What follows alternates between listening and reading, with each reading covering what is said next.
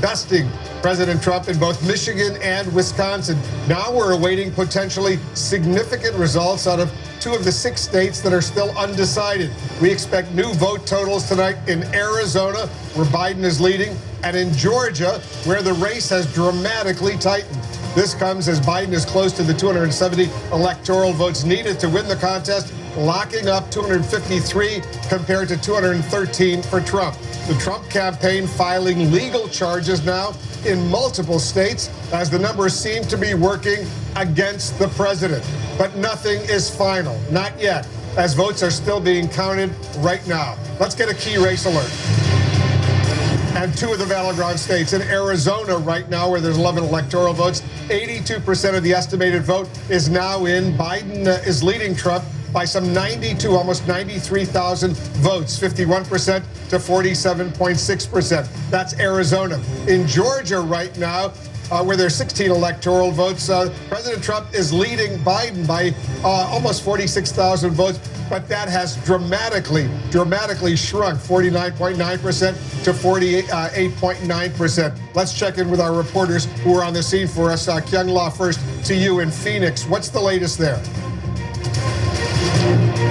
Well, we are watching our clocks here, Wolf, because in just about 1 hour, we are anticipating, and that's fluctuating about an hour, it's approximate, that we're anticipating a ballot update from the Maricopa County Recorder's Office. Here at the Elections Department is where all the counting has happened, where all the data has come out, and we are anticipating to get some numbers that we haven't had all day, some numbers to come out in just about 1 hour. A few hours after that, and that is, again, a bit floating, but a few hours after that, we will get a second ballot result. So we're gonna have 2 ballot results here in Maricopa County. Now, why does that matter? Why am I here? Because this is a county where Phoenix is. It is a highly populated county, and if you can win Maricopa, you can probably win Arizona. That is the numbers logic. So we are watching about 450,000 early ballots that were not able to be counted before Election Day. These are ballots that came in Saturday, Sunday, Monday. They are being processed. And then across the entire state, we're getting this latest number. CNN Math, talking to all the different county reporters. We have the outstanding ballots at about 650,000 ballots here in Arizona that still have to be counted. This is before we get that ballot drop here in Maricopa County. Now, one other note that I want to make as we're watching our clock, 1 hour away from that ballot result, what we are starting to see, and something we haven't seen yet here in the parking lot, we're starting to see politically motivated activity coming to the place where the ballots are being counted. There was a post on social media that there was going to be a rally in support of the president, but it's happening here where the votes are being counted in the most populous county. So I've seen a bit more security, just a bit more eyes on what's happening outside, Wolf. All right, Kyung, we'll stay in touch with you. It's going to be dramatic developments. I'm here with John King. We're watching all of this unfold. I want to check in with Gary Tuchman. He's in the Atlanta area right now. In Georgia, Gary, I take it the race is beginning to shrink a little bit. The race here in the state of Georgia between Joe Biden and Donald Trump is very close, Wolf. And here in downtown Atlanta behind me, these are the people who are processing and scanning the absentee ballots that have arrived in the mail. These ballots had to arrive by yesterday at 7 o'clock. We know this. According to the election director here in Fulton County, there are still 36,000 ballots that need to be added to their website, and they hope to do it tonight by midnight or shortly after. There were originally 142,000 absentee ballots. They have finished 106,000 of them. There are 36,000 left. This is the largest county in the state of Georgia. The second largest county is Gwinnett County. They still have 4,400 ballots left. The fourth largest county is DeKalb County. They still have 7,500 ballots left, and they intend to finish tonight. The reason I mention these counties, not only are they large, they are also heavily Democratic counties. The Trump campaign has just sued the state of Georgia, saying that they had a witness who saw in one county in Georgia more than 53 ballots that arrived late being put on top of a pile of ballots that arrived on time. All the ballots had to arrive by 7 o'clock yesterday. I asked the director here of the election department in Fulton County what he thought about that lawsuit. He didn't want to comment specifically about the president, but he said we locked the ballot boxes. We did not accept any ballots after 7 o'clock. I also want to mention to you, they scan the ballots here. They then go to counters in a different room. Those counters look at the ballots, and as I mentioned before, and this is a very important thing, the way they do it in this county, they have one Republican and one Democrat look at the ballots. Those are adjudicators if there's any problems with the ballots. They then make a decision if the ballot should be counted. If they disagree, if it's 1-to-1, then they have an election observer who's independent make the final decision about it. That's the way it's done here in Fulton. In other counties, they have one Democrat, one Republican, and 2 independents working together. Every county does it differently, but it's very important to point out that that is the process. Whenever there's a problem ballot, you look at it in a bipartisan way. Wolf? You know, Gary, you mentioned about 47,000 ballots are still outstanding in those 3 counties. Do we know how many outstanding ballots there are in all of Georgia? According to the Secretary of State's office, there are currently, and here's the number, 149,000 ballots that still have to be counted. Now, we don't independently know if that number may even be higher than that. That's the number we have been told by the Secretary of State's office. The Secretary of State of Georgia is a Republican. He has stressed, and this is kind of an indirect aside to this lawsuit. I don't know if he's responding to the lawsuit, but it's referencing it. He says that everything has been very secure since the 7 o'clock deadline for absentee ballots last night. No ballots are accepted after that. So of those approximately 149,000 outstanding ballots, do we know if they're mostly or all mail-in ballots?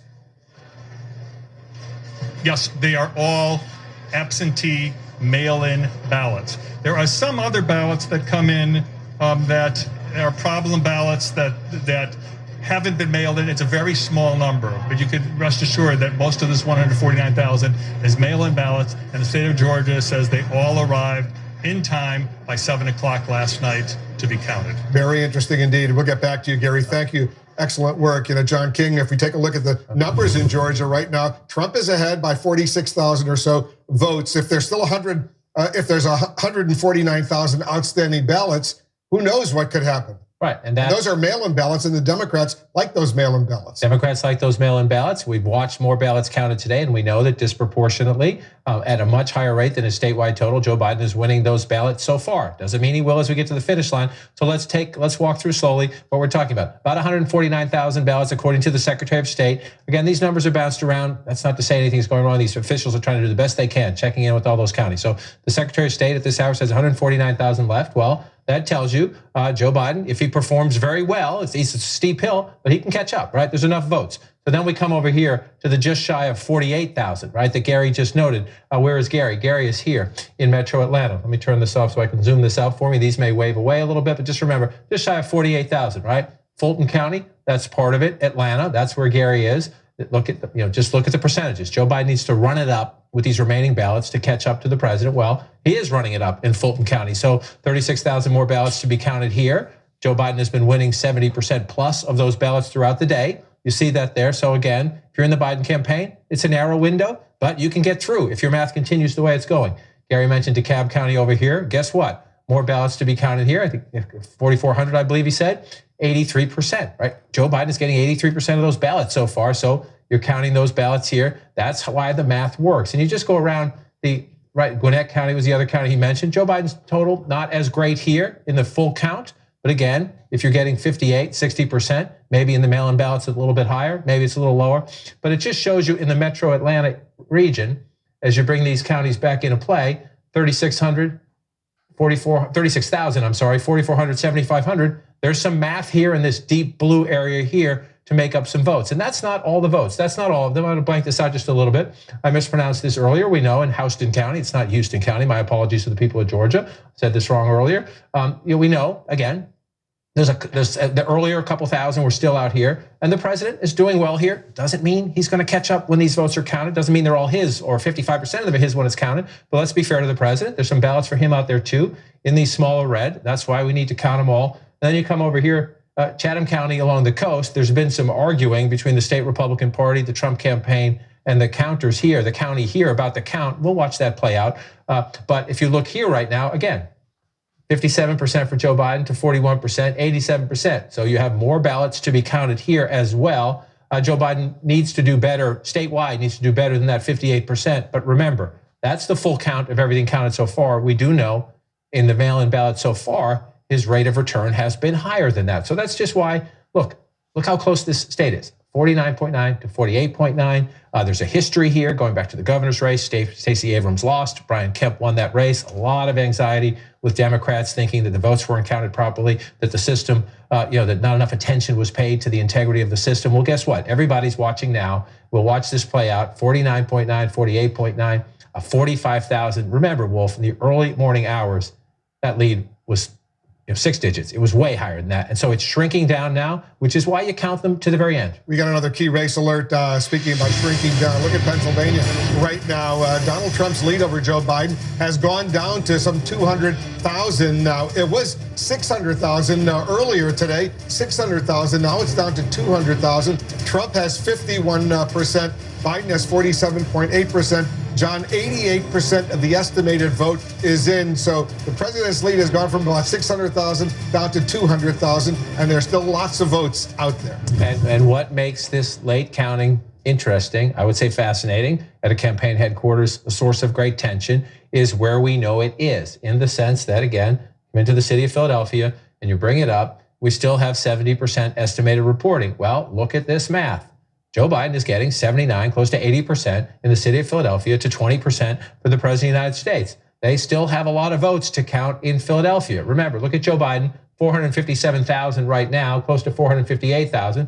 4 years ago in Philadelphia, the Clinton campaign did a pretty good job. They thought they did a great job in Philadelphia 4 years ago. Didn't work out. Trump won the state narrowly. But look, 584,000, we know our anticipation is this is a higher turnout election. It has been everywhere. I'll show you the popular vote in a minute. That's one of the remarkable things, no matter who you're rooting for. But look, Joe Biden at 457, we have every reason to believe this number is going to go up and to go up substantially, which again helps Joe Biden narrow that gap. The other suburbs around, Montgomery County, now up to 92% now. But again, Joe Biden winning 62% of the vote here. Every reason to expect mail-in ballots.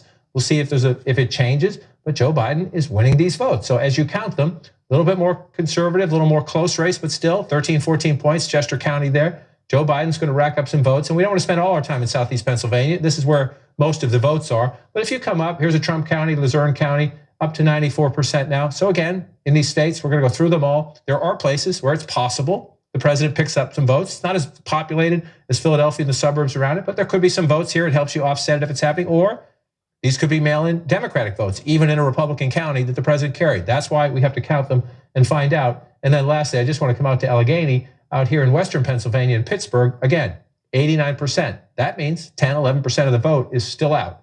Joe Biden's getting 59% here to 40% for the president. When you round it up, we don't know if those trend lines will continue. Would it be higher for Biden? Will it be lower? We don't know, but that's why you count the votes. And so again, you come back and you look now that 200,000, that's stunning. That's stunning because you could roll the tape back several hours and we were talking 400,000, 600,000. So as they count more votes in the Commonwealth of Pennsylvania, it is getting closer. And so the calculations now are, the president's still leading there. But if I could just walk over here for a second. So where are we is the issue. And 253 to 213, which means Joe Biden is closing in. And so there's just a couple different ways to game this out. This is hypothetical, right? But this is just what's going on in the campaigns right now. Okay. Joe Biden's leading there, and Joe Biden's leading there. If he holds those, that's it. That is game over, right? But the president has his lawyers in several of these states. We have a very contentious environment right now. If the president were to win, the rest, and you had Joe Biden at 270 and the president just behind him, well, think about the divided country, the contentious environment. What would happen?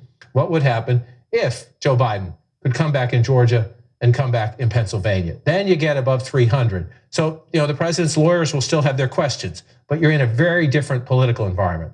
Now, would the president of the United States listen? That's one question. I won't try to answer it. I'll leave that to our White House reporters. But if you have 306 above 300, well, then other Republicans are going to be leaning on the White House to say, Mr. President, sorry, this broke late the other way, which is why it's critical that we count all the votes. Now, again, to be fair to the president, it is perfectly conceivable he holds on to that one narrowly. It's perfectly conceivable he holds on to that one narrowly.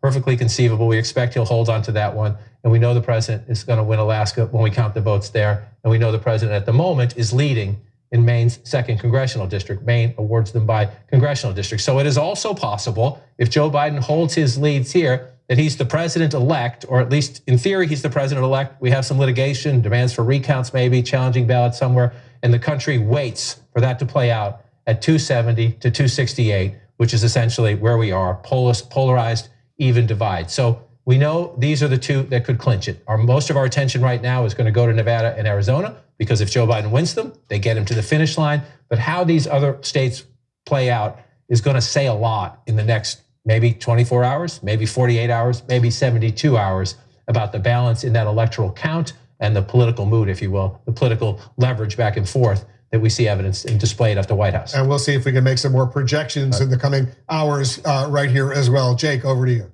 All right, Wolf, as the most powerful nation in the world continues to try to figure out who exactly is going to be our leader for the next 4 years, let's check in with the campaigns. Let me first go to Jim Acosta, who's at the White House. Jim, what's the latest? What are you hearing from Team Trump?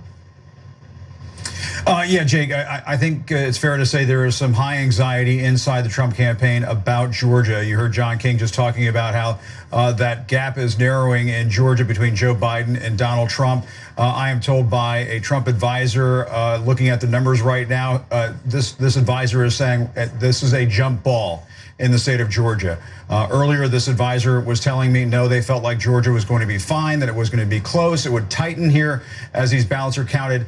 Now the same advisor is saying, no, Georgia is a jump ball. And in the words of this advisor, the president cannot lose Georgia. He can't lose Georgia. If he loses Georgia, in the opinion of this senior Trump campaign advisor I just spoke with a little while ago, the president is likely to lose this election. Now, if you take those 16 electoral votes in Georgia and put them in Joe Biden's column, according to our math, he's at 269. He's on the doorstep of 1600 Pennsylvania Avenue. He has not clinched 270, but it makes it much easier for Joe Biden to win the presidency if he has Georgia, because then you just add Nevada or Arizona, and then you have President-elect Joe Biden. So who would have thought, Jake, that we would be talking about Georgia in this election? But Georgia is certainly on the minds of people inside the Trump campaign tonight. They did not see this coming, Jake. All right, Jim Acosta, thank you so much. Appreciate it. Let's go to Jeff Zeleny now with the Biden campaign in Wilmington, Delaware. And Jeff, we're still waiting to hear from Georgia. We're still waiting to hear from Arizona, Nevada, Pennsylvania. How does the Biden team think that this is all ultimately going to end? Jake, I would say as the day is ending, the Biden campaign is feeling pretty confident, but it's unclear if the day is ending, actually, particularly with those states out west. We're going to see more ballots, more votes coming in. So we still have the Biden campaign watching all of this very carefully as it unfolds. But there is one number that they are thinking about. It's at the center of virtually every conversation you have with Biden advisors. That is 17. They are 17 electoral votes away from hitting that 270. That is all he needs to win the White House. Georgia would be extra on top of that, other states as well. So the Biden campaign is being extraordinarily disciplined. They're not responding with statements after every time the Trump campaign is sending one out. That is dramatically different from what we've usually seen from them throughout the course of this campaign. When the president says something, the Biden campaign responds. We have not seen that in this moment. So one thing that has been a bit of a surprise here is the silence from the president. All day long, the Biden campaign has been wondering what he's going to do. Is he going to speak? Is he going to come out and say something? He's tweeted, but not spoken. So that was certainly different from the former vice president. Joe Biden, of course, struck a tone here in an afternoon address talking about unity, bringing the country together. So at this moment, as we watch these come in, virtually 24 hours after they were hoping to have some type of a celebration, just behind me here, everything is still set up. They do not know when this will end, but they are confident, they remain confident, but they still need those votes to come in. So they'll be watching Nevada tomorrow, and they'll be watching Arizona tonight. And Georgia, should it happen, that would be just ice cream on the top of this, Jake. All right, Jeff Zeleny, thanks so much. And Abby, I mean, I think it's clear we don't know who the president is going to be. We don't know who's going to get to 270 electoral votes, but I would rather be Biden than Trump at this point in terms of where the outstanding votes are. Yeah, there are a lot of holes in the president's wall right now that he has to patch up. And Georgia is a really big problem for him. I think the campaign knows that, which is probably one of the reasons we saw that lawsuit come through. But as Jim said, if the president loses Georgia and either Arizona or Nevada, this is over. It's as simple as that. They understand that in Trump campaign headquarters. And At this point, though, like with all of these states, there's not much they can do. The votes are coming in, and they're coming in from heavily Democratic parts of the states. And so it's creating a real problem for them. We just have to wait and see what happens, but it's not looking great. I remember, Dana, I said yesterday that the Biden people were telling me that the outstanding states were, they thought, going to be like Virginia, which was a lot of Trump vote, but they didn't, the urban centers and the suburban centers reported their votes late. Richmond, Virginia, and then Fairfax County, Virginia, and then Biden won, and they said that was gonna happen with Wisconsin. It did. They said that was gonna happen with Michigan. It did, and now we're waiting to see if it happens elsewhere. And we're going to know really soon. I mean, this all has been exciting and certainly angst-provoking for a lot of people. But if you look now, it's 8:19 p.m. Eastern, and according to Kyung La, a reporter in Arizona, we are going to maybe get a big tranche of votes that are outstanding that could give us a sense of how big of a gap Joe Biden has, or how much of a lead he has, or whether it is going to shrink. And we really are on the precipice, potentially, of knowing who the next president of the United States is. And the fact that we're talking about it, and it's Arizona, is pretty remarkable. We don't know if it's going to happen, but just the fact that that is a potential pivot point for a president of the United States who is a Democrat just shows the fact that demographics are changing in many states, and number one is Arizona. And you know what? Arizona is also their best shot right now, really. I mean, if you really look at what's going on in Arizona, the reason they've been expressing so much confidence about Arizona is because the state is not, Maricopa County is not quite as polarized as, say, Atlanta and the metro areas around Atlanta. So they feel like they might get a more favorable split of those votes coming in, but that's not saying a whole lot. I mean, they have a fair amount of ground to make up in that state, and it really shows how big of a problem that they have, that Arizona is their best shot, and it's not a really good situation that they're facing right now. That state is, right now, Joe Biden has a pretty comfortable lead for Arizona, and if he's able to hold on to it, it blocks Donald Trump's path to the White House. So much of the Trump era has been as if it was conceived in a writer's room in Hollywood. And the idea that his advisors have been begging him for years to stop attacking and insulting one of Arizona's favorite son, Senator John McCain, who he attacked and said he wasn't a real hero, a guy like people who weren't captured, et cetera, and just went on to attack John McCain, and then John McCain died, and he was incredibly ungracious, and then continued to attack him when he died. Ultimately, his widow, John McCain's widow, Cindy McCain, who very beloved and respected in Arizona, endorses Joe Biden. There must be so many people in the White House right now who are just tearing their hair out watching these Arizona returns, thinking, I told you not to do that. You read my mind. I was sitting here thinking Arizona and thinking John McCain and Cindy McCain, and frankly, now former Senator Jeff Flake, who endorsed Joe Biden, but it's much more of the McCain legacy. And I mean, I'm sure you're talking to people who are close to John McCain, that it's John McCain's last laugh, if in fact his state, his beloved adopted state of Arizona, goes for Joe Biden, his old friend who spoke at his funeral, who eulogized him, whom he met when John McCain was an aide to then Senator Biden and other members of the Senate Foreign Relations Committee. I mean, can you imagine the poetry of that if it happens? If it happens, but the way that the writers have been conceiving of this season of the Trump show, it might. Stay with us as we head into dramatic moments tonight as new results are released out of Arizona and then Georgia. Will they help Joe Biden cross that finish line? It's just 17 electoral votes away. Stay with us.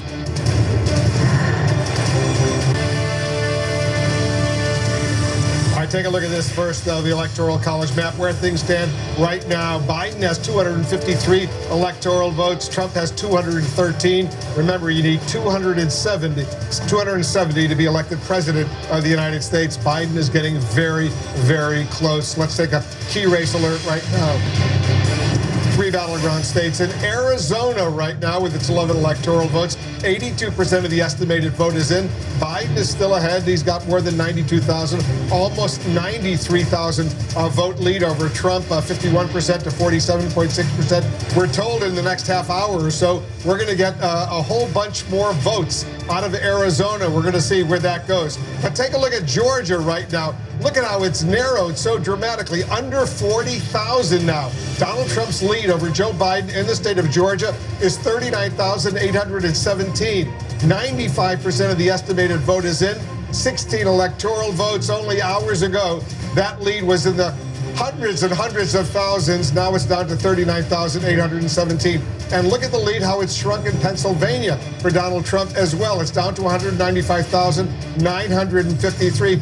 Earlier this morning, it was many, many more. 88% of the estimated vote is in. 20 electoral votes in Pennsylvania.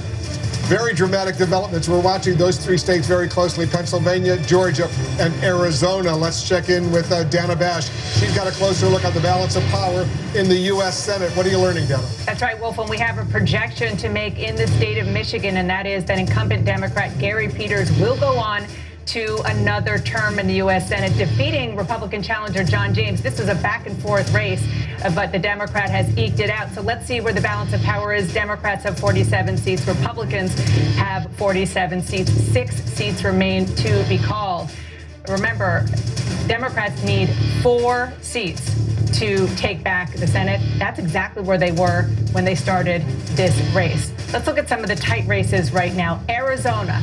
This is one where the Democratic challenger Mark Kelly has been way ahead of Martha McSally. He right now has 144,000 votes more at 52.6%, and Martha McSally at 47.4%. We're still waiting for votes to come in there. And there are 2 races in Georgia. The first that we'll talk about is incumbent Republican David Perdue, who is 133,000 votes ahead at 50.2%. Jon Ossoff, the Democratic challenger, at 47.5%. That 50% is key to look at, because that is the only way that anybody can win in Georgia, if they get at least 50% without a runoff. And speaking of runoffs, let's look at the special election. This is going to a runoff. The Democrat Raphael Warnock is going to go up against Kelly Loeffler. That runoff is going to happen January 5th of next year.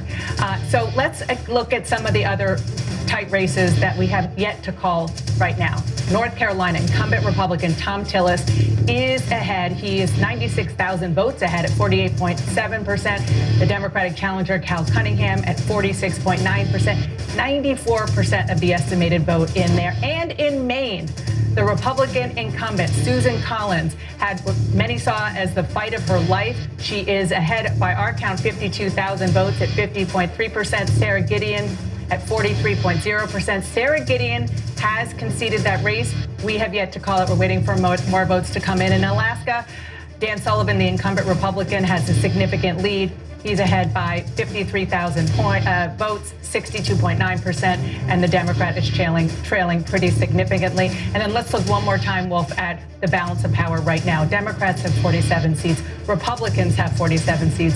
6 seats remain. And Wolf, this has been a heartbreak for a lot of Democrats, because they saw this as a perfect opportunity to take back the Senate. They had a lot of Republicans that they were trying to beat who were very vulnerable. And right now, it is a very, very tough slog for them to actually achieve that goal. Wolf? We'll continue to watch it with you, Dana. Thanks very much. Let's get right back to the presidential contest, John. Under 40,000 vote lead now in Georgia for the president, 16 electoral votes in Georgia. Let's check in with Gary Tuchman first. I want to see the latest developments that are unfolding there. I know we're anticipating a lot more numbers about to be released. Wolf, Georgia has been a reliably red state for a long time. The last time it picked a Democrat for president was 28 years ago with Bill Clinton. So that's why these numbers are eye-opening. You just said it yourself, 39,000 now separates Donald Trump from second place Joe Biden. But here's the number that really matters at this moment. The Republican Secretary of State here in the state of Georgia says there are still 122,535 outstanding votes. And behind us are some of them. This is Atlanta, Georgia, Fulton County, the largest county in the state of Atlanta. These are the processors and the scanners looking at the absentee ballots that arrived by the deadline at 7 o'clock last night. They've counted a total, they will count a total of 142,000 when it's all over. They still, though, have 36,000 just in this county that will be posted tonight. That's the plan. By around midnight or shortly after midnight, they plan to post 36,000 additional votes. These processors and scanners send these ballots to counters in another room. If there's any problem with the counters, they're looked at by adjudicators. The adjudicators are a two-person team, one Republican to one Democrat, to make sure the intent of the person who filled it out is clear. If they disagree, then a third neutral person looks at it. In addition to Fulton County, there's the nearby county of Gwinnett, which is the second largest county in Georgia. They still have 4,400 votes to count. And then there's DeKalb, which is the fourth largest, and they still have 7,500 votes to count. They all plan to finish their counting tonight. We can tell you it's a very tense and interesting scenario when you're in this room with these people. These folks know they're doing really important work. It looks like a beehive. They never stop working, but we are told as long as we've been here, I mean, they just never stop moving is what I'm saying. They're also never stop working. But we've been told by the election director here that everything is being done really honorably. He wants to make that very clear. The Trump campaign has filed a lawsuit saying that in one county here in Georgia, that they spotted 53 absentee ballots that came after the 7 o'clock deadline, put on the pile of absentee ballots to be counted. That's their allegation. The election director here in the largest county, Fulton County, says that it's absolutely not allowed, that when 7 o'clock came last night, the ballot boxes were taken away. No mail was accepted today. Every ballot on these people's desks came before 7 o'clock. One more thing I want to mention to you, Wolf. Lots of counties in the state are counting absentee ballots, and not just the few I mentioned. In the Atlanta area, we're talking about 60,000 total ballots in the Atlanta metropolitan area. But we told you it's a total of 122, so that's another 62,000. One of them is in a Republican county. I mispronounced it earlier. For the record, I want to say it correctly. It's Houston County, not Houston County. There's also a Houston Street in New York City, and there's a Houston, Texas. We always want to get our Houstons and Houstons right. Wolf? And Gary, just to be clear, those 60,000 ballots in the metro Atlanta area, those are all mail-in ballots, right? These are all mail-in absentee ballots, which is the way people have voted for a long time, which is the way members of our military vote. It's an accepted way to do it. Each state has different rules when the absentee ballots can arrive. For example, I spent the election in Ohio. Ohio allows absentee ballots, as long as they were postmarked by Monday, to arrive 10 days after the election on the 13th. Here in Georgia, the rule is they had to arrive by 7 o'clock last night. All right, Gary, we'll stay in close touch with you. Thank you very much. So, John, Trump is ahead right now by less than 40,000 votes in Georgia. 122,525 ballots are outstanding in the whole state. But in the metro Atlanta area, there's a significant number he was just talking about right there. He said half of them, roughly half of them are right there in metro Atlanta. You see the blue star. I want you to remember this number, 122,000. Metro Atlanta circled. Just want to show you something here. So you think, okay, 122,000 left. You know, that's a narrow lead, just shy of 40,000. You think you can't make that up. I just want to make a point here. At midnight last night, forgive me for turning my back, I'm left-handed. At midnight last night, that was Donald Trump's lead in the state of Georgia. 372,000 votes. It is 39,800 votes right now. So that is the momentum. That is what has happened as they're counting these ballots overnight and throughout the day today. So that was your number at midnight. That is your number now. You're nervous in the Trump campaign headquarters and at Biden headquarters. You're saying, count those votes, please. We want to see them. So let's blank it out and see where we go. Gary standing in Fulton County. Again, 93%. More ballots to be counted. Gary says we should get those later tonight. We know Joe Biden is, in the public record, is winning 72%. We also know from the ballots counted today, that's actually a little bit higher. The votes for Joe Biden, the percentage is a little bit higher today. So if you're trying to make up that gap, that's what you do. Post a big number. Gary mentioned more ballots out in DeKalb County. Look at here. Joe Biden is getting more than 80% of the vote there. If you're going to catch up, you have to win disproportionate number of the votes. Simple math there. We know that's happening. We have more coming in Gwinnett County. This one, so a little closer, 58-43. Joe Biden needs to win, again, overwhelming majority of those votes. We'll see as they count them right here. But if you pull this back out, you see this blue star, Atlanta and the suburbs. That's going to most likely determine the outcome of this race as they continue to count them. But as Gary noted, he mentioned Houston. That's down here. All right, we'll count the votes there. They're up to 95% right now, so that means you got a couple thousand left probably. It could come in the president's way. He's winning the county right now. They could be Democrats who mailed in their ballots. We know from pre-election polling, Democrats said COVID safety measures, many of them preferred to mail them in. We'll see. That's why we count them. And we know earlier, Gary mentioned Chatham. This is one of the places where the Trump campaign, the state Republican Party, are going to fight with the Democrats, with the counters here, with the county here. We'll see. They can litigate that. That's what you do after elections. People say a lot of things the day after an election. Then we'll see how it plays out. We'll just let the process play itself out. But you see here, it's 2.8%. Savannah, the suburbs around Savannah, and you see Joe Biden's doing quite well here. 58% of the vote, if you round that up, 41 for the president. You're counting ballots here as well. There were several thousand just a short time ago here. So you have that 122,000 statewide, about half of them in the Atlanta metro area, a couple thousand to come out of here at least as we count them up. And so where do you get? 39,811. Again, in most elections, you'd see that 95%. And you would think, well, if they split them at about this rate, the president would eke it out. But knowing what we know about what has happened since midnight last night, that was 372,000. At midnight last night, these mail-in ballots are overwhelmingly going for Joe Biden. So we will see. I'm fascinated to see what we get out of Fulton County, what happens in DeKalb to the east of Fulton County. We still have some more from Gwinnett here. As we get these votes, we will see if that lead shrinks or if it stabilizes for the president. But again, we're focusing right now on Arizona and Nevada because the math of those two states, if Joe Biden wins them, gets him to 270, gets him to the finish line. They're not done yet. So if you're Joe Biden, and you could have a backup plan, if you will, right here in Georgia, that would be remarkable, which is why, yes, we're focusing on Arizona and Nevada because of that obvious math. It gets him to 270. A plan B would be pretty good at this moment in time. The president, there's nothing left the president can afford to lose. The president, he has to pick up Arizona still or Nevada, and he has to hold that or we have game over. We're about to get a whole lot of ballots, the results coming in from Georgia. We'll see if that 39,000 vote lead for Trump over Biden, how it unfolds. The suspense is building also out of Arizona, in addition to Georgia, as new ballot totals are about to drop there as well. We'll share it with you when we come back. Like up and down, and there's like all these like reversals of fortune and stuff like that. Today, it's just been a slow, steady grind against Trump. Trump is just sitting there every hour watching his life get smaller and smaller, watching his numbers go down, watching and it's. I gotta say, you do have a slight smile on your face. I don't know why. Saying all of this. I don't know why. I'm just reporting the news, reporting the facts. But I mean, look, yesterday, I had rumblies in my tumbly. It was really, really scary. Today is just Democrats feeling a little bit better, a little bit better. As Axelrod said, always nervous, always scared, but a little bit better. And if you're Donald Trump, if you're sitting in the White House, just watching these numbers get smaller and smaller, and then spray gunning these silly little lawsuits all over the place that everybody knows are silly, you are not having a good day.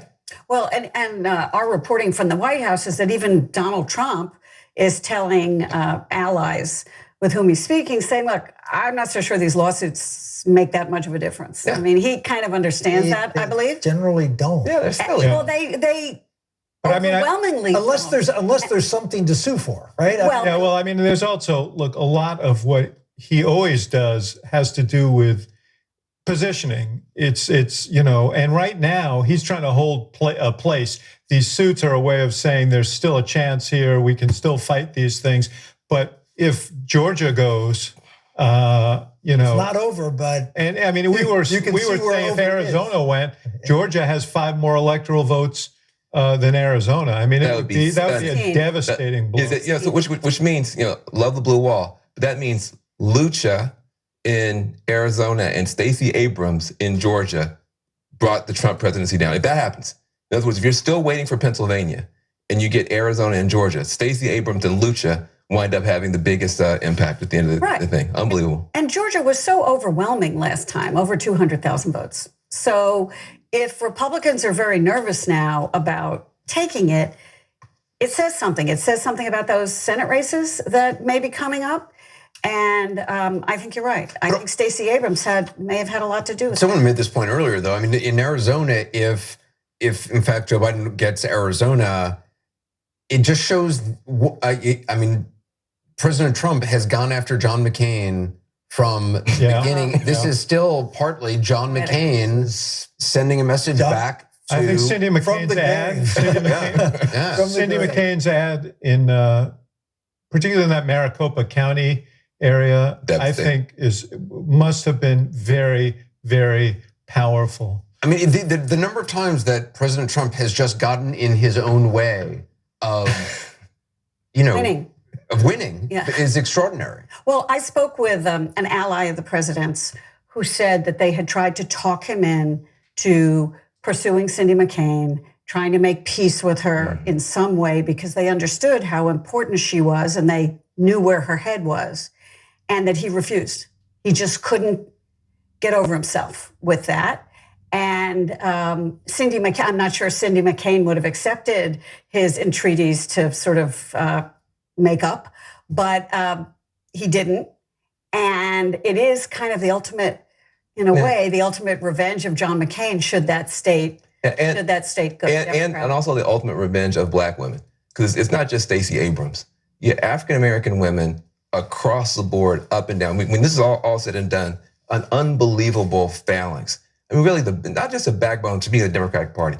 The backbone of democratic values are African American women who work their butts off to get people out who often don't get the credit, who often don't get the recognition. And you have Kamala Harris being able to kind of, finally break one of those glass ceilings. But this party was carried across the finish line by black women. Except that Donald Trump did better with African American women in this election. So I mean, so you wait, 3% instead of 1%. I mean, it's like at the end of the day, you got to admit. No, I understand they did, but the point is, I keep coming back to that it had he not gotten in the way of himself. John McCain is a great example of that. If he not gotten in the way of with women and with African Americans and with Hispanics. There was opportunity in a whole new coalition based upon what Donald Trump was doing instead of what Donald Trump was saying. How about COVID? Well, let's just talk about tonight, though, and what to be looking for in this first grouping of votes. We expect Arizona to be first, right? Yeah. In the next hour or so. Yeah. I think Arizona will be the only thing. There'll be 2 tranches from Arizona. Now Nevada says they're going tomorrow. So we're going to be focused on Arizona tonight. And as Rick said, I think the big question is, there are 2 sides that are saying different things. So if this first tranche comes in and that number in Maricopa County shrinks in an appreciable way, it means that, in fact, yes, there was this flood of late votes from Republicans that the Trump campaign suggests that they expected. If it is a more, even if it narrows a little, that would not do it. You need some dramatic movement, and I think people are going to begin to lose faith in that theory if there's not some big movement, and that's I think what everyone's going to be looking for. If after both tranches the number in Maricopa County is not appreciably different than it is right now in terms of margin, then there's not a lot of life left in this. But remember, what David Talion was saying earlier is that Trump needs to get in Arizona with these tranches about 52 to 55% of the vote. So it's not that he has to come in and do what frankly, Joe Biden is doing in Pennsylvania, which is getting 80% of the vote. Right. He doesn't have to get 80% of the vote. He has to get 52, 55. So you can say it's not unappreciable, but 55 isn't going to be a big number, but you keep that up, you make up the difference. Yeah. Well, it's going to be difficult to see if he can do that. And that's why last night, when a couple of places called the state for Biden, the Trump people went nuts about it, right? Because they know how important it is. Do you think it's possible that, there's the reporting that President Trump is already talking with people, that he's in communications with, sort of pointing out that he doesn't really think some of these legal challenges are going to do anything. Do you think he might, given the fact we haven't heard from him all day, I assume that's obviously intentional. He had the opportunity at any point to come out and speak, and you would think he would have been motivated to speak after a former vice president came out and spoke and got a lot of attention for what he said. Do you think he might change course and just realizing if in fact he has lost, realizing that would be my prayer for the country. That would be my prayer for the country. It is not in keeping with who we've seen. The idea that he... Right, but if you're going to be a loser is it better to be a good loser in the Trump? I think, he wasn't even a good winner. I think in Trump's mind, no loser is a good loser. Losing Yeah, is can't not good. accept But let me just. We'll see. We'll see. Donald Trump loves this country. I know some of you don't agree with that, but I do. I think Donald Trump loves this country. And if Donald Trump is going to lose, I mean, if it's clear he's lost and there's no place to go, Donald Trump loves this country and he'll do what's right for this country. I mean, he's done it repeatedly in my mind throughout the course of his presidency. He didn't do it last night. He didn't do it last night. Last night he came out and said that he was the winner. He's still the fighter in the arena. And yes, does he hit behind the neck and does he punch below the belt? Look, yes, he does. I pray that you're right. And but what I'll say is, first of all, I do think that I agree with Axelrod. That would be the best thing.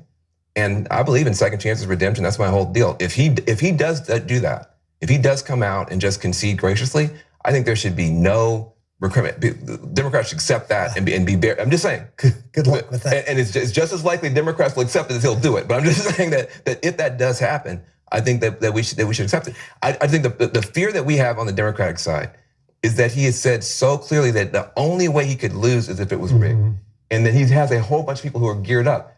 The question is, can he back away from that? Can people back away from it? I don't know, but I hope that he does do what you say. I think we spent 4 years talking about Donald Trump pivoting and turning into somebody that he isn't. True. And he is who he is, and we know who that person is. Now, if he thinks it is in his own self-interest at a certain point, he will say maybe, okay, but they cheated, but there's nothing more I can do about it. He's never going to give up on the notion that this election may be legitimate if he loses. Never going to. He's always going to think it wasn't. Because what obsessed him was about the last election and the popular vote was that Democrats were trying to Well, if the goal is to have a Trump network or whatever it may be, whatever if in fact he's voted out of office and whatever his next step is, having grievances is that's the point. I've always felt that there are two reasons he wants he wants to express his own sense that I'm not a loser, and secondly, it's a launching point for whatever his next thing is. It is all about Arizona. Just minutes from now, when new vote tallies will be released, we'll have a little bit more of a clear idea. Will the state push Joe Biden closer to victory? We'll find out after the break.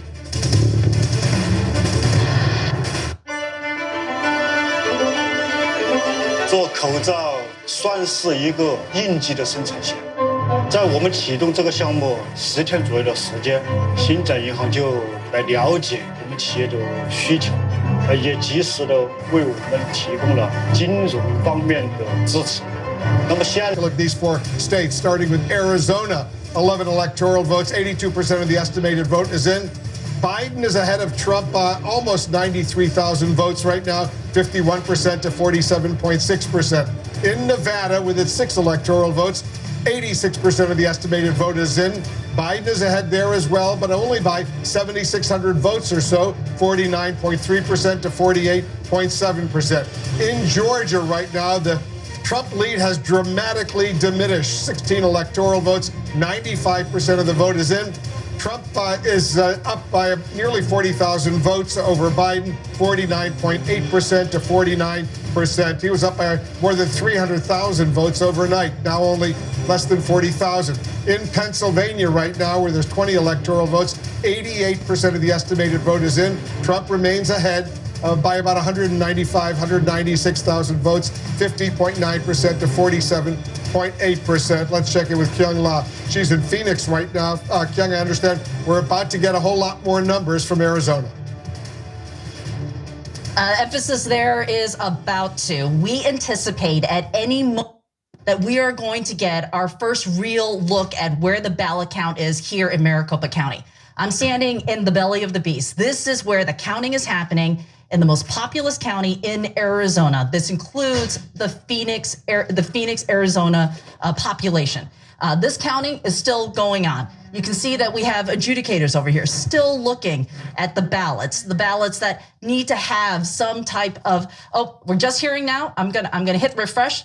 I'm looking at my screen because we have new numbers. And you can see here, this is, I want to clarify here, this is numbers for Maricopa County.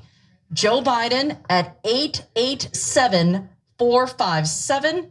Trump 802-160. So that is 52% of the vote for Joe Biden, 47% of the vote for Donald Trump. I'm going to repeat that. The number for Joe Biden, the actual vote count is 887,457.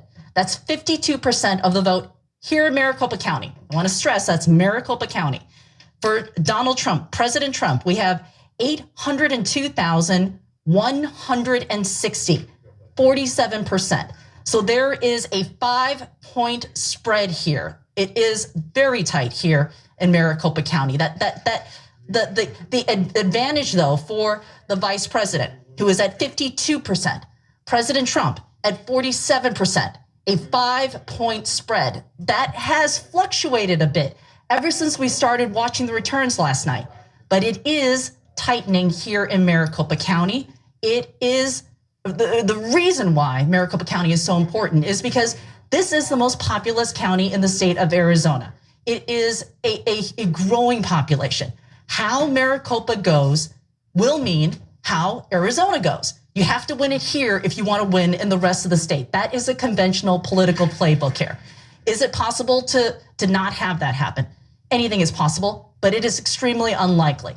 Both Republicans and Democrats here in Arizona will tell you, you gotta win Maricopa County, and these last totals that are coming in are extremely important. So we are getting, I'm so bad at math here. I wanna stick to what I'm seeing here.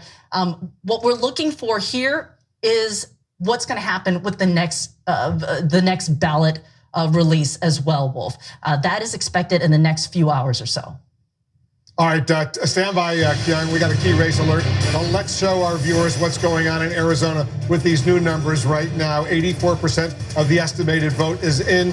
Biden maintains his lead, almost 80,000.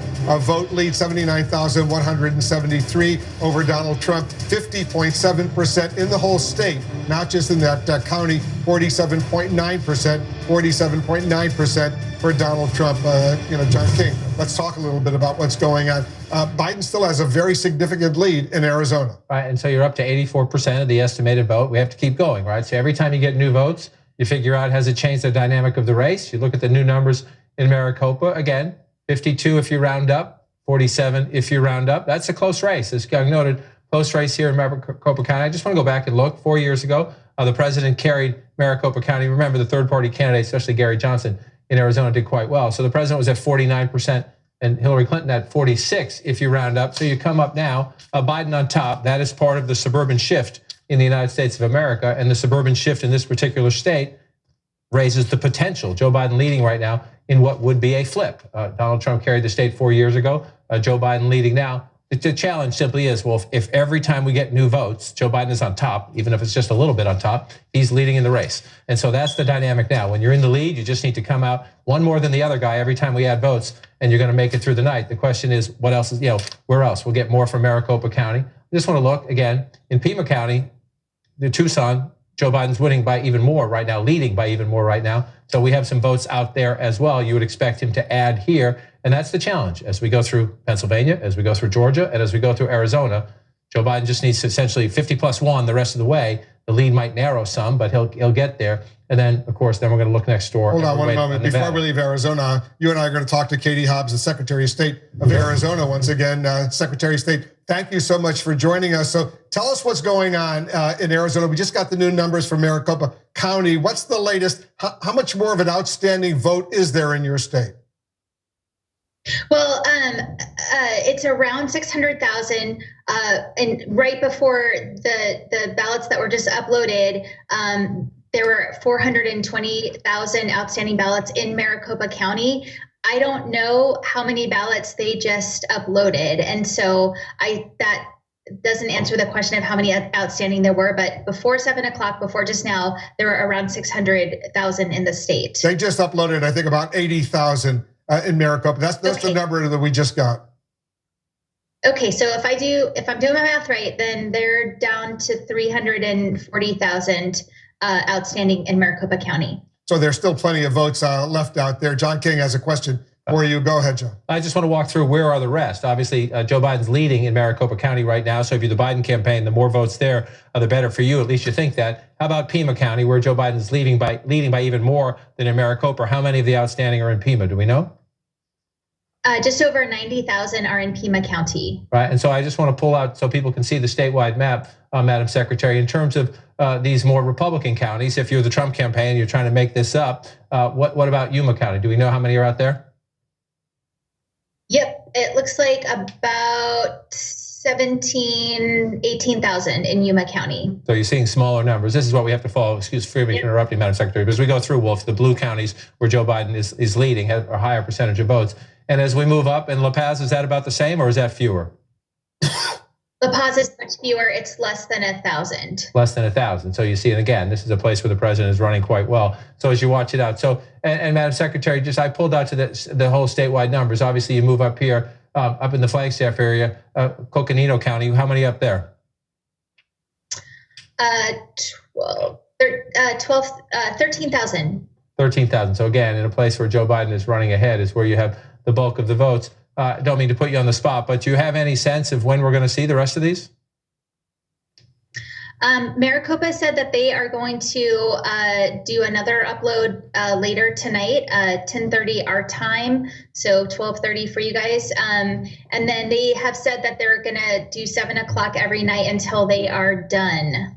Are these really? And I need to clarify that I did misspeak about Pima County. Pima County is 46,000, not 91,000. 46,000. Thank you. So are these votes early votes, mail-in votes, early person votes, or today votes, or yesterday votes, should we say? Yesterday's votes are done. So what we're looking at right now are early ballots that were either mailed back or dropped off, received by counties Monday, Tuesday. And what are the rules in Arizona right now as far as mail-in ballots? They have to be received by a certain day, right? But what if they arrive a little late, but they're postmarked earlier? No, we don't have a postmark deadline. They had to be in the county's hands yesterday by 7 p.m. Including military personnel overseas? Oh, you know what? I'm sorry, off the top of my head, there might be a few days leeway there, but they also get their ballots earlier, and they have the ability to upload them electronically to our office. You do. Oh, that's encouraging. Do you know the party affiliation of the outstanding votes right now? How many Democrat versus how many Republican? Yeah, unfortunately, we don't know that number. And I know the counties right now, what they're focused on doing is getting those ballots processed and tabulated. And they're not, sorting them by party or precinct or anything like that. So when will we get, let's say, 99% or, hopefully 100% of the vote in Arizona? I wish I could tell you that. I don't know the answer, but I think we'll have a more solid answer about that by tomorrow or Friday. Well, we will definitely want you to come back on. You've been very helpful to us today, the Secretary of State of Arizona, Katie Hobbs. Thanks so much for joining us. Thank you. You got a great state. We love Arizona too. Just a little note. Go ahead, John. I just want to say again, whether you're talking to a Democratic Secretary of State, a Republican Secretary of State, some of the elections officers, chief elections officers in the states are nonpartisan. The good cheer. They're overwhelmed. They're busy. They're stressed. They haven't slept all that much. And they're doing the right thing. They're taking their time to count votes, and they're being transparent about it, which I think is the best part. Places that are putting a spotlight on this, some places have cameras in them, many places have journalists in them. There are obviously Democrats, Republicans, and independent observers there. So again, there's a lot of dust being stirred up right now about vote counting and people questioning this, that, and the other thing. These people know what they're doing, and they're in a good mood about it as well. And we should be grateful for what they're doing. We should not be criticizing them. We should be grateful. Sure, keep an eye on them. That's part of our job, and it's part of the campaigns. Both campaigns can keep an eye on them as well. Let them count the votes. But it's pretty remarkable. She's tired. That's good cheer. Yeah. We like that. And if you look at this right now, it's just fascinating, Wolf. 79,000, right? And so everybody understands the stakes here. If Joe Biden flips this state and keeps his lead in Nevada, he's the next president of the United States. So that's why we're asking. We'd like those votes as soon as possible. And that's why the Secretary of State, she understands this as well. The country and the world are watching her and watching the count in her state. And so they're going to get it right. Again, if you're looking at the trajectory right now in the Biden campaign, you have almost an 80,000 vote lead. But as she noted, we got 400,000 votes just in Maricopa County to count. Again, if you look at them, you can do the statistical analysis at home. Joe Biden is winning 52% of the vote there.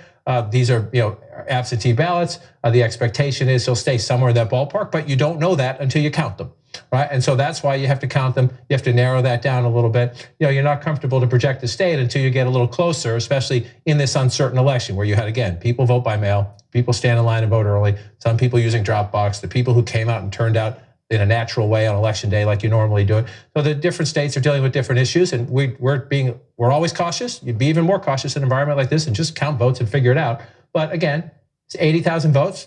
That's a decent lead, but with so many more to count, we'll just wait and hopefully we get more by the end of the night. As you narrow down the outstanding ballots, then you can make more judgments, especially as you watch. We just got that dump for Maricopa County, then you get the next one. Is it the same? Is it about the same? Is the lead growing? Is the lead contracting? And we run it through. We got great people out there. There are great people in Arizona, and we'll figure it out. We'll stay in close touch with Kyung Ma. 84% of the vote is in. That means 16% of the vote is still out. So we'll wait for more of those votes. And I totally agree. We're grateful to all those poll workers. So many of them are volunteers. They're doing really, really important work for our country. All right, let's go back to Jake, Dana, and Abby. Thanks, Wolf. Appreciate it. And as all this news is coming in, most of it not seeming all that great for President Trump. Dana, you have some new reporting. I talked to a source familiar with President Trump's thinking who said that the president is down. Obviously tired, which is understandable, but not feeling all that great, despite the public bluster that we've seen and heard from his campaign, from his children, that the president is seeing what's happening. He is seeing that in some of these key states that will determine whether he is president or not, his lead is shrinking. Or if Joe Biden is ahead, notwithstanding what we just saw, this is before that just happened. It's just not looking that good for the president. And the sense from the source that I spoke to is that the president is starting to see this slip away. That's the mood of the president. Now, could that change like this with changes in the votes? Of course. But it also kind of dovetails with some reporting that we had earlier from our colleague Kevin Liptak, who said the president is calling to allies, saying that he doesn't understand the strategy that his campaign is using to kind of have these lawsuits in various states. Why didn't they try this more aggressively before the votes were counted? So there's some hand wringing going on behind the scenes while there is some public bravado. It's quite different. And I don't blame him for being confused about his legal team's strategy, because it is a little confounding when you actually look at what is going on. We've been talking all night about the way in which the strategy is talking out of one side of their mouth in Arizona and in Nevada, and then out of another in Pennsylvania and Georgia and Michigan. So it is confusing. And earlier in the year, the president really did push his team and the RNC to have a very aggressive legal strategy. And I think he really had hoped that a lot of this stuff would be resolved before we got to this point. And much of it actually had been resolved and litigated in the courts, which is why you're seeing some of the legal challenges that they're putting out now are, as we've discussed, fairly thin. And so I'm not surprised to see that the president finds it to be a somewhat unconvincing case. But do you think that his issue is that he's not finding their legal strategy now to be up to the standards that he wants, or he doesn't understand why they're not able to stop the counting of votes? I mean, that seems more like in keeping with Donald Trump. His legal team was fairly aggressively out there. I mean, they were trying to stop mail-in ballots in any number of states, including the Commonwealth of Pennsylvania. And I mean, the problem is that just because he's president, he's not able just to stop mail-in ballots. He's not able just to stop the counting of ballots. I think, with all due respect, I think you're giving him a little bit too much credit. Well, I mean, I'm sure it's a little bit of both, that he wants to stop the ballots from being counted. But again, I'm sure he's not blind to the fact that these cases that are being brought are long shots. Exactly. I mean, they're just hard to. But that's not his legal team's fault. Well, no, it's not. But as we've been saying all night, they are throwing everything they can up against this wall. The president obviously wants to win. He wants the ballots to perhaps not be counted. But I think he, as someone who, as you pointed out, is very litigious, he understands that these cases are not as rock solid as he. That's exactly right. I think that he's just it sounds to me like he is just voicing his frustration. And the one thing he can hang it on right now, because it's the way that they are being active in the Trump campaign, is by the lawsuits right now. And because he actually has so much experience in the courts, maybe not in election law, but experience in the courts, that he is, seeing that the campaign is just kind of trying to find ways to publicly say, we don't believe this, we're going to challenge this, but it's not necessarily something that is really he's not standing on firm ground. But he doesn't have experience winning in courts. He has experience with completely frivolous lawsuits. Yeah. Well, let's table this for a second. I want to go to Caitlin Collins at the White House, who can give us some more insight into President Trump's frustrations about what's going on. Caitlin? Well, it's so interesting to hear you guys talk about the legal strategy, because this legal strategy came about because after Fox News called Arizona for Joe Biden last night, something that we should note CNN has not done yet. I am told by sources that's when the president went into this kind of panic mode with aides after thinking that he was going to win and pull this off, that he started instructing them to start filing these lawsuits and start to pursuing litigation that we have seen play out all day. And so that is what campaign aides have really spent the day doing. And some have conceded, in part, Jake, it's so they can buy themselves more time as they are waiting on votes in places like Arizona to come in. The other thing the president has spent the day doing, since we have not seen him in person today, and the White House has called a lid, meaning we are not expecting any appearances from him, though we could hear from him, of course, on Twitter tonight, Jake, is angrily calling Republican governors, these people who he believes are his allies, as he is trying to will what is happening and what we are seeing playing out from actually happening. And that includes Doug Ducey of Arizona, Brian Kemp of Georgia, and Ron DeSantis of Florida, I'm told by sources. He has been angrily calling them because he is not happy with what he's seeing. Of course, Florida is a different situation. I think that's more of a venting situation from what I've understood so far, but that is what the president has spent his day doing. So he is angrily calling these Republican governors, but casting doubt on the legal strategy that he has told his own aides to pursue. And of course, if you talk to the campaign aides who are working on this, some of them obviously do not believe some of these lawsuits will be successful, but they feel basically like they've run out of options at this point. And when the president feels like he's backed into a corner, often throughout the decades of his life before he was even in office, his go-to strategy has been to sue or to file lawsuits or to try to mount some kind of legal challenge to stop what is happening from happening. Thank you, Caitlin Collins. That's exactly what I thought was going on. The idea that he's waging these frivolous lawsuits because he's telling them to do it. Anyway, Caitlin, thank you so much. Let's go to Arlette Saenz, who's with the Biden team in Wilmington, Delaware. What are you hearing from Team Biden, Arlette? There's obviously still a narrowing race in Arizona. We don't know what's happening in Nevada, a narrowing race in Pennsylvania, and of course in Georgia. Well, Jake, they are closely watching these results coming in Arizona, but at this point, they are still projecting confidence about his standing in that state. The Biden campaign acknowledges that the margin could tighten in a county like Maricopa County, but they don't expect that his current standing will be overcome, even as the Trump campaign has pushed that narrative over the course of the day. Now, Arizona and Nevada, another state the Biden campaign is looking to hold on to. Those are states that Joe Biden only visited once as the Democratic nominee, which is quite the contrast to the time and resources he devoted to those blue walls he was trying to reclaim this time around. Now, the Biden campaign started the day projecting confidence about that blue wall, the Michigan, Wisconsin, and Pennsylvania. And at this point, they have had 2 of those 3 states called in their favor. Now, heading and looking forward to Pennsylvania, the Biden campaign says they still remain confident as those votes continue to be counted, and say that they will remain vigilant about ensuring that every last vote is counted in that state. All right, Arlette Saenz, thank you so much in Wilmington, Delaware. And we should also talk about the fact that I do, and I'm sure you do, expect Arizona to narrow. I mean, I do think that I do think that margin of victory, which is it started to. What is it? And now it's like a little more than right there. You go, 50.7 to 47.9.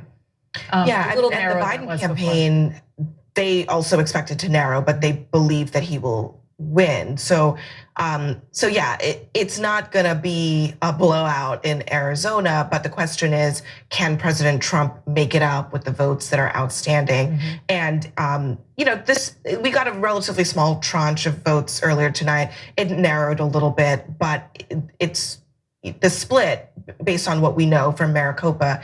The president needs to do a little bit better than that. He needs to get about 60% of the. Yeah, it needs to be a little bit more Republican, more pro-Trump, in order for him to try to even begin to overtake. And remember what the Secretary of State just said to Wolf and John, that we might not know until Friday. I mean, they're going to do as much as they can. She said they're counting as fast as they can and so on and so forth, but we might not get the results of all of the outstanding ballots until Friday. Same with Pennsylvania. Same with Pennsylvania. And Nevada, we're not expecting until tomorrow.